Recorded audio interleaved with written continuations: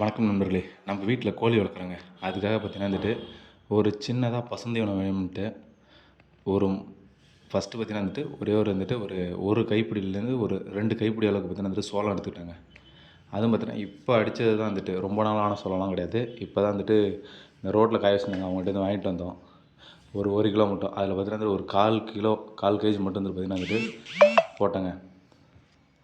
First வந்துட்டு அதை வந்துட்டு தண்ணியில் ஊற வச்சோம். ஊற வச்சுட்டு அதை மறுபடியும் ஒரு நாள் மட்டும் ஊற வச்சோம். அடுத்த நாள் பார்த்தீங்கன்னா வந்துட்டு அந்த அப்படியே தண்ணியை ஃபுல்லாக வடிகட்டிட்டு வெறும் சோளத்தை மட்டும் கீழே போட்டு அதுக்கு மேலே பார்த்தீங்கன்னா வந்துட்டு ஒரு 4 கைப்பிடி அளவுக்கு வந்துட்டு மணலை வந்துட்டு மேலே தூவிட்டாங்க. தூவிட்டு தண்ணி ஸ்ப்ரே பண்ணி வச்சிட்டோம். ஈரமாக இருந்துச்சு.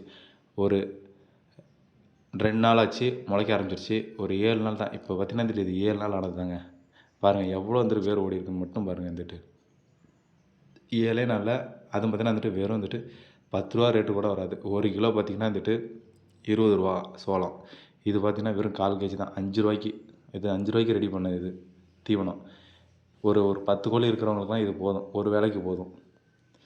இதை வந்துட்டு அப்படியே எடுத்துகிட்டு போயிட்டு பார்த்தீங்கன்னா வந்துட்டு பாருங்கள், இப்போ பாக்கெட் பண்ணிட்டோம். அடுத்து பார்த்தீங்கன்னா இதை அப்படியே எடுத்துகிட்டு போய் நம்ம கோழிக்கு போடுறதுதாங்க.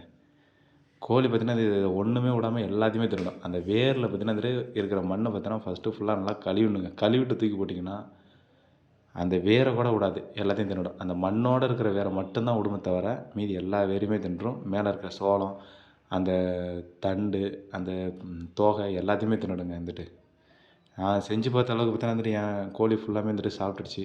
எதையுமே வந்துட்டு வீணாக்கலை. ஃபஸ்ட்டு பார்த்தீங்கன்னா தூக்கி போட்டு பயந்து ஓடுனுச்சு.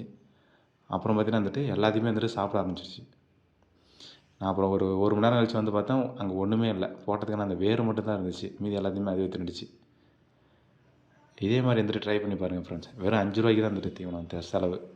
இது பார்த்தீங்கன்னா அந்த கோழி ஒரு 50 கோழிலாம் வச்சுருந்தீங்கன்னா ஒரு 4 கிலோ டெய்லி பார்த்தீங்கன்னா ஒரு 4 கிலோ ஊற வச்சாலே போதும்.